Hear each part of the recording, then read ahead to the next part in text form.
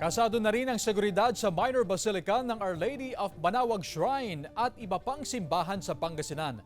Narito ang report ni Russell Simorio.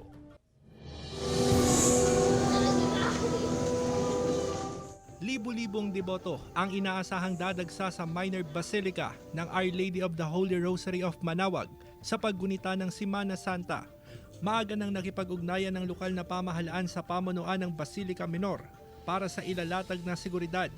May mga public assistance na ipopwesto sa entry at exit point ng Basilica Minor. Nakalatag na po yung aming mga force multipliers at ating mga MDRR, traffic, etc. At pati po aming traffic enforcers ay naka-activate na rin. No? In fact, yan po kami nabangan. Magkakaroon kami ng command post. May live streaming para sa mga debotong hindi personal na makakadalo sa misa.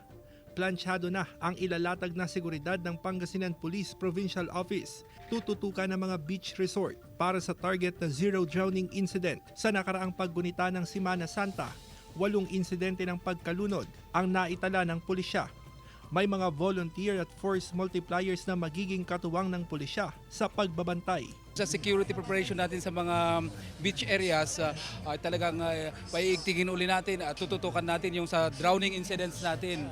So may coordination na tayo sa mga MDRMO. Kasama si Henry Domencil, Russell Simorio, One North Central Luzon.